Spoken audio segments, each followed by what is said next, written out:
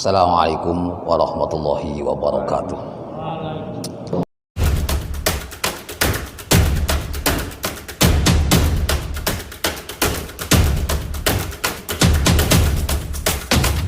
Alaikum salih wa ala man sallallahu alaihi wasallam wa ala azwajihi wa dzurriyyatihi wa jami'i ikhwan nabiyil muslimin wal malaikatil muqarrabin wa awliya ilahi al masyariq al maghrib ya bariha wa jami'u awliya darafatah al-sah wa al-hadrati ya khalban qal yashmash bismillah wal hadrati wa al-hadrati sama tamakina wa tamakina al-karim bagi manusia harusnya tersunyi masyayina abaina wa ummatina wa jaddatina wa jaddatina wa amamina wa ammatina wa khalsina sirina wa jami'a wal baldah wa man ajazana syai'illah ilahumul fatihah. A'udzu billahi minasyaitonir rajim. Bismillahirrahmanirrahim. Alhamdulillahil alamin arrahmanir rahim. Maliki yaumiddin. Iyyaka na'budu wa iyyaka nasta'in. Ihdinas siratal mustaqim. Siratal ladzina an'amta 'alaihim ghairil maghdubi 'alaihim waladdallin. Bismillahirrahmanirrahim. Niki masih terus ke yang kemarin tentang masalah qanaah, masalah qanaah dan menghindarkan diri dari meminta. Itu sebagai penutupnya. Wa Nabi Bishin Qabisah bin Mukharik radhiyallahu anhu qala tahammaltu hammalatan fa ataitu Rasulullah sallallahu alaihi wasallam as'aluhu fiha. Dalam hadis ini diceritakan dari Abi Bishr Qabisah bin Mukharik radhiyallahu anhu, beliau berkata, saya pernah memiliki satu beban tanggungan terkait dengan masalah harta. Ini dia punya tanggungan harta, bisa jadi tanggungan ini untuk menyelesaikan pertikaian di antara dua kelompok yang bertikai. Dia menanggung beban untuk melerai itu. Fa'ataitu Rasulullah sallallahu alaihi wasallam as'alu fiha. Tapi ternyata beban tersebut berat sehingga beliau tidak mampu membayarnya. Belum mampu membayar sampai beliau sowan kepada Rasulullah sallallahu alaihi wasallam. Biasa seorang tokoh Rasulullah itu juga dimintai solusi soal masalah agama, tapi juga solusi masalah kehidupan. Jadi beban pribadi pun beliau, para sahabat juga mengadu kepada Rasulullah, bagaimana ini, selalu begitu. Sehingga tidak heran ketika sekarang menjadi tokoh sekarang ya, tokoh apapun, tokoh agama terutama itu ya kadang-kadang dia yang datang ke tempat orang tersebut menyampaikan persoalan agama, tapi ada kalanya yang menyampaikan persoalan keluarga, ekonomi dan sebagainya. Itu hal yang biasa terjadi. Memang Rasulullah demikian. Sehingga seorang tokoh agama tentunya dituntut memiliki kemampuan multi istilahnya. Ya ora ketemu sithik duwe, tapi cuman ketika nanti suatu saat kok ternyata kita tidak mampu, ya harus bilang jujur kalau kita tidak mampu menyelesaikan masalah itu. Dikhawatirkan nanti kita akan menyampaikan sesuatu yang bukan bagian daripada apa yang dia miliki akhirnya. Maksa-maksa itu yang paling tidak enak seperti itu. Kita maksa-maksa. Kita bisanya urusan fikih, urusan hadis, urusan tafsir, tapi ditanya urusan ekonomi seolah-olah dia kayaknya orang bisa memberikan solusi ekonomi, jadi masalah nanti. Ditilai bahan tertawaan orang-orang ahli ekonomi, kemudian tidak ahlinya. Tapi Rasulullah lain nih. Rasulullah didatangi oleh Qabisah menyampaikan tentang persoalan beban yang dia tanggung. Faqala akim hatta ta'tiyana shadaqah fa na'muru laka biha. Ketika beliau meminta solusi sama Rasulullah, meminta harta sama Rasulullah untuk menyelesaikan persoalan tadi, karena Rasulullah juga memiliki wewenang untuk mentasarufkan, mengelola harta negara, harta zakat, harta sedekah, baitul mal itu Rasulullah juga mempunyai hak untuk mengelola itu. Sehingga ketika orang-orang yang terlantar atau mungkin memiliki beban itu kadang-kadang diselesaikan dengan mengambil harta dari baitul mal, itu meminta kepada Rasulullah. Rasulullah ketika tidak menolak, ketika Qabisah meminta, Rasulullah bilang, akim hatta ta'tiyana shadaqah, kamu di sini dulu sampai nanti kalau ada sedekah datang, biar nanti saya memerintahkan kepada para sahabat untuk memberikan bagian kepada kamu. Jadi pada saat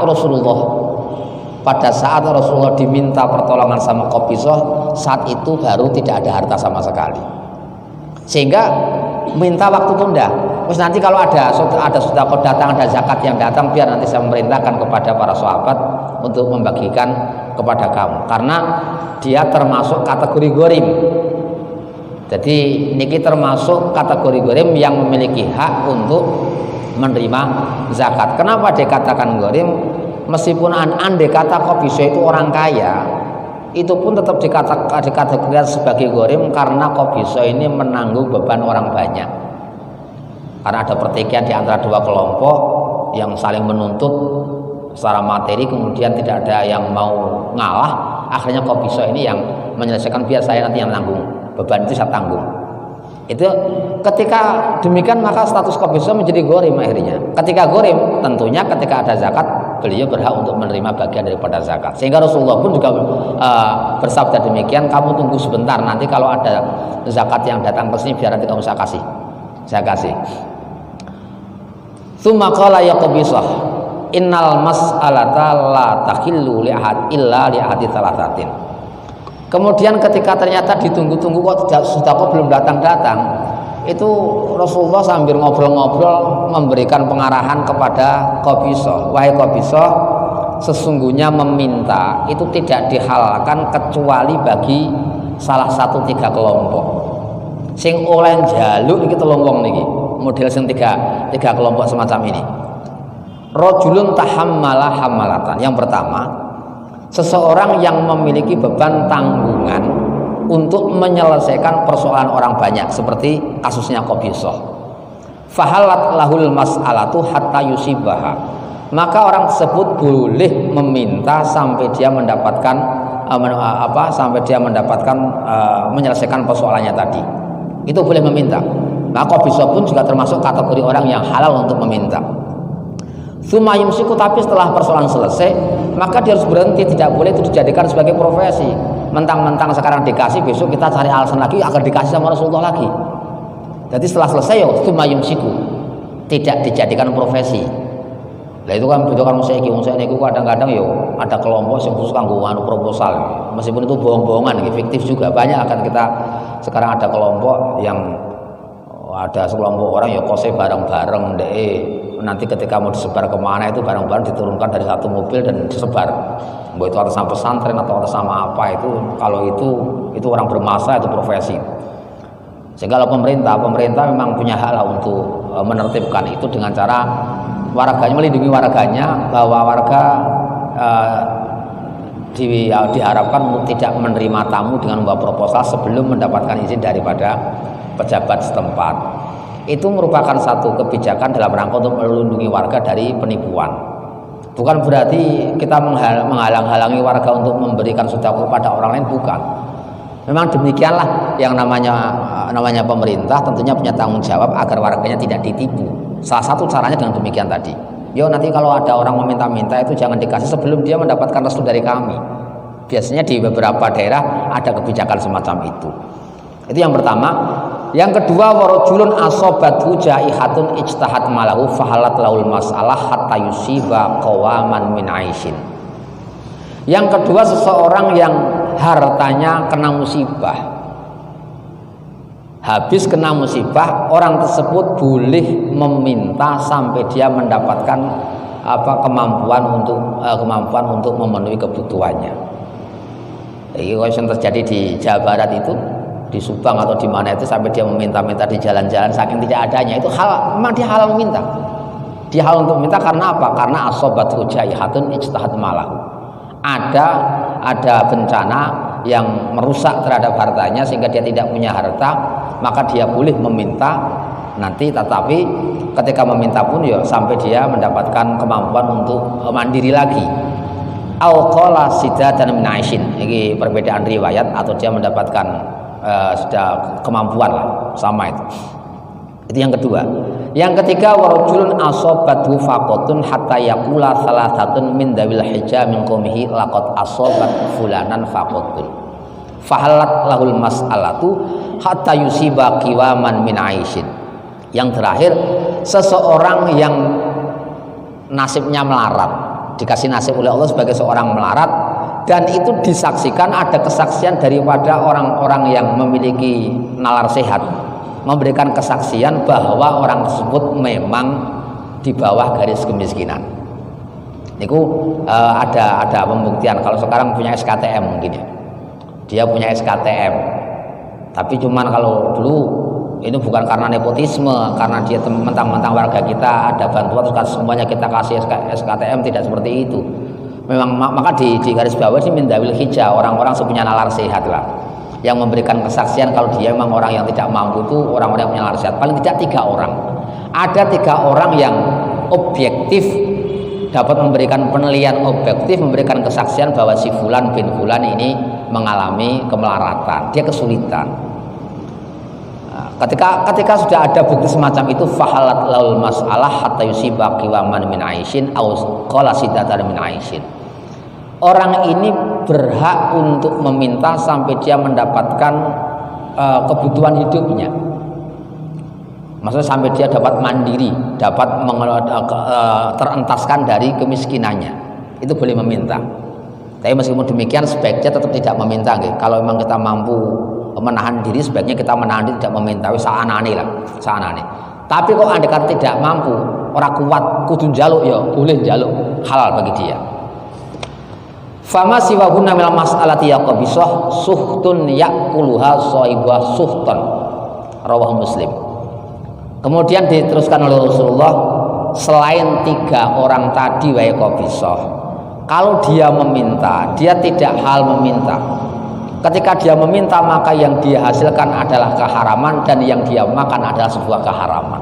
Suhtun yaquluha sahibuha suhtan. Apa yang dilakukan itu haram dan hasil yang dia makan dari meminta yang tidak dihalalkan tadi itu juga menjadi haram. Nah, ini yang saya sampaikan, kita perlu sosialisasi masalah dan masalah zakat itu. Ketika masyarakat kita punya euforia, pas musim zakat pengen dong aku jadi mustahik kabeh. Ini perlu kita sosialisasikan bahwa tidak serta-merta ketika orang mengaku saya mustahik itu kita terima, tidak. Ada kriteria-kriteria khusus. Bahkan bagi orang yang memang bukan sebagai seorang mustahik, dia mengaku mustahik itu menjadi masalah karena sama halnya dengan dia meminta api dari neraka, sepotong api dari neraka. Ini penting agar kita ini baik itu masalah zakat ataupun bantuan-bantuan yang diberikan yang diberikan oleh pemerintah kepada orang miskin itu ada kriteria-kriterianya. Kalau itu bantuan untuk masakin, tentunya yang tidak miskin jangan ngaku miskin. Itu kalau Pak Ali biasanya protes lah itu Pak Badian biasanya protes ya. Ya itu gimana itu kalau orang yang kaya-kaya itu kok ternyata masih menggunakan BBM yang bersubsidi. Loh itu kan disubsidi untuk orang-orang miskin. Apa iya itu saya khawatir memang betul-betul untuk orang miskin apa iya. Kalau memang itu sebenarnya subsidi bagi orang miskin, tentunya yang tidak miskin ya tidak punya hak untuk itu. Kemudian tugasnya itu bagi orang-orang yang mampu kan tidak boleh menggunakan gas melon itu, yang menggunakan tabung melon itu. Terus gimana itu menggunakan tabung melon? Nah, jadi masalah juga. Kalau memang demikian, kalau memang itu melon tabung melon hanya diperuntukkan karena ada subsidi yang hanya diperuntukkan kepada orang-orang yang miskin, tentunya bagi orang yang tidak miskin ya menjadi masalah ketika dia menggunakan tabung itu, karena itu termasuk dia tidak punya hak untuk disubsidi sama sekali. Tapi kalau betul-betul subsidi loh, tapi kalau dalam masalah permainan toh ya suatu alam, tentunya bukan permainan. Kalau permainan ya ini jadi masalah ya tanggung jawabnya orang yang bikin permainan. Qalu alhamalatu bi fatilha ayyaqu aqitalun wa nawu baina fariqaini faslu insanun bainahum ala malin yahmiluhu wa yaltazimal nafsi. Ini masih penafsiran hamalah, bahwa yang dialami oleh Qabisah itu memang Qabisah mengalami menanggung beban untuk menyelesaikan pertikaian di antara 2 orang yang saling bertikai, 2 kelompok yang bertikai. Al-jaihah al-afatu tusibu mal insan. Kemudian pemaknaan jaihah, orang yang hartanya dirusak oleh bencana itu, jaihah itu adalah bencana yang mengenai harta seseorang. Wal kiwam bikasil qaf wa fathiha huwa ma yaqum bi amrul insan min man wa nahwi. Yang namanya kiwam tadi kiwaman min aishin, itu adalah sesuatu yang dijadikan sebagai penopang hidup orang tadi, dapat mandiri dengan adanya barang tersebut. Wa nahwi wasidat bikasisin maisutu hajatan al mu'wiz wa yakfihi wal faqu al faqru wal hija al aql. Ini penafsir lafaz yang saya sampaikan. Wa Nabi Hurairah radhiyallahu anhu anna Rasulullah sallallahu alaihi wasallam qala laisal miskin alladhi yatufu 'alan nas taruddul luqmatu wal luqmatan wat tamratu wat tamratan walakinnal miskina alladzi la yajidu ginan yughnih wa la yuftanu lahu fa yutasaddaqu alaih wala yaqumu fa yas'alun nas muttafaqun alaih. Hadis selanjutnya hadis riwayat Abu Hurairah radhiyallahu anhu menyampaikan sabda Rasulullah sallallahu alaihi wasallam, orang miskin bukanlah orang yang berkeliling meminta-minta kepada orang lain, yang kadang-kadang dia dikasih orang ataupun tidak. Taruddul luqmatu wal luqmatani, dia akan dipulangkan pulang meminta seseorang dikasih sesuap nasi atau 2 suap nasi, bukan itu. Dikasih 1 tamar atau 2 tamar, dikasih uang recehan atau apapun lah pokoknya. Bukan orang yang meminta-minta. Orang wong sing tukang ngubungake proposal itu bukan itu miskin itu. Walakinnal miskin alladzi la yajidu ginan yughnihi. Yang namanya orang miskin adalah orang yang tidak mendapatkan kebutuhan yang mencukupi dirinya, tidak dapat menghasilkan sesuatu yang mencukupi kebutuhannya, tetapi tidak diketahui oleh banyak orang, sehingga dia terus disedekahi orang lain. Tidak. Kalau berarti kan jadi masalah. Wong nak miskine wis kadung kondang wong akeh, sering disedekahi, bisa jadi dia tidak miskin loh. Wong mungkin asalnya memang dia betul miskin betulan, tapi kemudian karena dia sangat masyhur tentang kemiskinannya, itu banyak menerima sedekah dari uluran tangan dari sana sini. Akhirnya sebenarnya dia jadinya tidak miskin. Sehingga itu bukan miskin yang benar-benar miskin. Maka dikatakan miskin di sini orang yang tidak mendapatkan sesuatu yang mencukupi kebutuhannya dan dia tidak diketahui orang banyak, sehingga tidak ada orang yang bersedekah kepada dirinya. Ini orang miskin betulan. Itu zakat ngoten niku wau. Kalau orang miskin atau bahkan kadang yang daftar miskin barang niku harus mendapatkan subsidi, itu kan daftar miskin barang niku. Ini tidak miskin yang dikehendaki di sini bukan. Wala yaqumu fayas'alun nas, dan dia tidak beranjak untuk meminta kepada orang lain. Artinya orang miskin yang utama nih, orang miskin yang utama itu yang dapat menutup kemiskinannya dari pandangan orang lain dan dia tidak meminta-minta kepada orang lain. Niki miskin yang utama maksudnya. Bukan kalau miskin biar disedekah ataupun tidak disedekah, kalau memang tidak mencukupi kan namanya juga miskin. Yang miskin di sini yang miskin yang memiliki nilai, yang ada nilainya di dalam agama. Itu adalah miskin yang memang tidak diketahui banyak orang karena dia memang sengaja untuk menyembunyikan kemiskinannya daripada orang banyak. Dia cukuplah meminta kepada Allah, ngandalke Allah kok, tidak mengandalkan sama orang lain. Ini sangat bagus sekali kalau semacam ini. Sehingga ketika orang terbiasa semacam ini, orang tersebut akan merasa frustasi terhadap pemberian orang lain. Pada tingkatan semacam ini, ketika dia merasa tidak frustasi, tidak mungkin dikasih orang lain, itu akhirnya konsentrasinya untuk mengadukan nasibnya kepada Allah akan semakin kuat. Tapi kalau masih dia ada kemungkinan dibantu siapa, wong tuane sugih, katakanlah seorang anak yang memiliki orang tua kaya, itu biasanya kalau dia minta harta kan ya tidak begitu, kalau berdoa kepada Allah minta harta kan ya tidak begitu kuat karena masih punya andalan dia selain Allah. Dia ketika mengandalkan Gusti Allah yang mengandalkan wong tuane. Akhirnya dungane ra patek tenanan. Orang mendapatkan kehormatan karena dia putra seorang tokoh. Itu ketika dia menuntut ilmu kan kadang-kadang itu ora patek tenanan juga karena apa? Dia cukup mengandalkan sepakku jadi kiai, paling aku jadi kiai kali. Ya semacam itu biasa semacam itu. Berdoa pun juga demikian. Karena semua kebutuhannya sudah ditutup oleh Allah atau oleh orang tuanya, sehingga dia tidak perlu meminta-minta kepada Allah. Ini menjadi masalah akhirnya. Maka orang tua yang mampu sebaiknya tetap mendidik anak ketika dia meminta sesuatu, tidak langsung kita kasih, biar dia tahu bahwa semua itu pakai proses. Syukur-syukur kita arahkan kondungo dan jangan pernah mengandalkan orang tua. Niku kadang-kadang ngandalake wong tuane tok, wong tuane sugih. Niku ndungane ora patek tenanan nggih wangun-wangun tok, niku formalitas ya ndungane kan. Dia apa tidak butuh apa-apa, sehingga dia tidak bisa merasakan ijabah seperti apa, tidak bisa macam itu. Wong tidak pernah terpojok. Jadi kalau orang biasanya yang senang banget itu ketika dia sudah mengalami kesulitan yang sangat luar biasa, terdesak ndonga ketukan Gusti Allah. Wah, ini luar biasa senang ini. Luar biasa senang ya. Anak sudah kebiasaannya ya, kalau kebiasaan ya tetap tidak ada rasanya lah, biasa saja. Dia mendapatkan ijabah atau ini ijabah dari doanya atau memang kebetulan orang tuanya pas ngasih dia enggak tahu. Itu akhirnya seperti itu. Ini ijabah doanya apa tidak ya, enggak tahu. Dia tidak merasakan. Bahkan ketika itu ijabah pun dia tidak akan pernah merasakan ijabah. Ya iki sok kepen pawe wong tuwa, ngoten niku wau. Bon. Babu jawazil akhdhi min ghairi mas'alatin walam tatul ini ilaihi. Bab selanjutnya adalah bab bolehnya kita mengambil pemberian orang lain ketika kita tidak meminta dan tidak berharap. Ketika tidak berharap terhadap pemberian orang lain, kita terus kemudian ada orang-orang ngasih kita, itu boleh. An Salim bin Abdullah bin Umar an Abdullah bin Umar an Umar radhiyallahu anhum qala kana Rasulullah sallallahu alaihi wasallam yu'tinil ata. Cerita ini ceritanya dari Salim bin Abdullah bin Umar an abihi, menceritakan tentang cerita Sayyidina Umar ketika mendapatkan pemberian dari Rasulullah. Sayyidina Umar bercerita, pernah Rasulullah itu memberi saya pemberian, fa'aqulu a'tihi man huwa afqaru ilaihi minni. Kata Sayyidina Umar, ya Rasulullah, tolong itu berikan saja kepada orang yang lebih membutuhkan daripada aku, kasihkan kepada orang yang lebih fakir daripada aku. Itu mental sahabat bin, masya Allah panjenengan. Jadi wa yu'thiruna ala anfusihim walau kana bihim khassasah. Jadi mementingkan, masih dalam kondisi sulitnya itu masih sempat untuk melihat nasib saudaranya. Niku wong piye?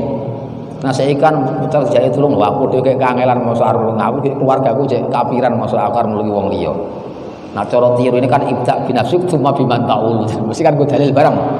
Untuk menghindar nolong karo wong liya kadang-kadang juga pakai dalil juga kita itu. Nanti sebenarnya dalam menghindar untuk memberikan infak kepada orang lain, ada orang meminta tidak dikasih, alasannya apa? Ibda binafsik cuma biman taul. Kita akan memulai sesuatu dari diri kita sendiri. Kemudian orang yang menjadi nafkahnya tanggung jawab kita itu orang lain, masa nanti itu belakangan kan? Nah itu biasanya kita seperti itu masalahnya. Karena Rasulullah sallallahu alaihi wasallam faqulu atihi man huwa afqaru ilaihi minni faqala khudhu idza ja'aka min hadzal mal syai'un wa anta ghairu musyrifin wala sa'ilin fakhudhu fatamawwalhu fa in syi'ta kulhu wa in syi'ta tasaddaqi wa mala fala tubbihu nafsak. Tapi kemudian dia mendapatkan saran dari Rasulullah, Umar, ambil saja itu apa yang saya berikan, ambil saja. Ketika ada harta yang datang kepadamu sementara kamu tidak mengharapkan sama sekali dan tidak meminta, maka itu ambillah, jadikan sebagai harta, jual kalau perlu. Kalau memang kamu tidak membutuhkan, maka boleh kamu berikan kepada orang lain.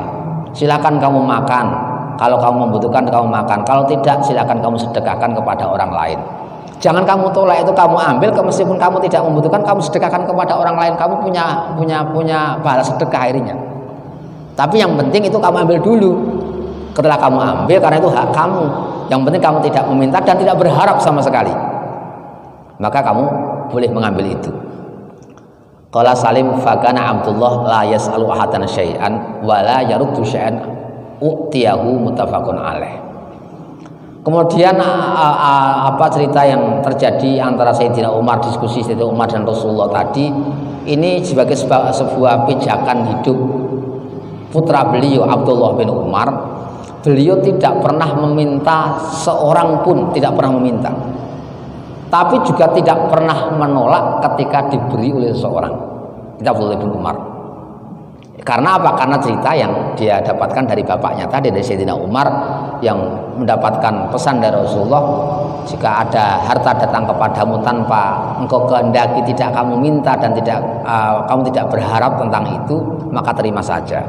Ya saiki cerawake dhewe kadang-kadang meh rata-rata tetap kita punya harapan gitu. Terutama kalau sudah dipastikan lah. Wong kalau kita apa itu kan durian, ini biasanya kan kasih berkat. Kasih berkat itu kamu ya mbok iku nanti kadang-kadang kita nggak pulang-pulang sebelum berkatnya itu didongke orang bali-bali. Lah saiki kalau kita mengharapkan semacam itu sebagaimana jadi masalah juga ini akhirnya. Lalu kita kan sudah punya harapan, wah nanti saya tetap pulangnya mendapatkan berkat ini. Itu masuk kategori orang yang menerima setelah mengharapkan apa tidak? Saya pikir tidaklah. Itu tidak tomak. Dia artinya sebenarnya ketika dia tidak dikasih berkat pun juga tidak begitu ada perasaan yang kurang enak di hatinya, tidak, biasa-biasa saja sebenarnya. Itu saya pikir tidak termasuk yang ini, yang ketika kita memang kebiasaannya masyarakat kita kalau kita melakukan kendurian biasanya pulangnya kasih berkat itu terus, biasanya kalau berkatnya belum dibagikan kan belum bubar, dibagikan dulu baru kita bubar. Apa itu termasuk tomak? Saya pikir tidak dikatakan tomak. Ya monggo lah kalau hati kita memang betul-betul tomak, ya wallahu alam. Nah, kalau kita hanya sudah menunggu kebiasaan tok, tidak punya harapan yang kuat, artinya ketika kita dibubarkan tanpa ada berkat pun tidak menjadi masalah, tentunya itu tidak dikatakan musyrifin tadi. Nah, ngerti nggih.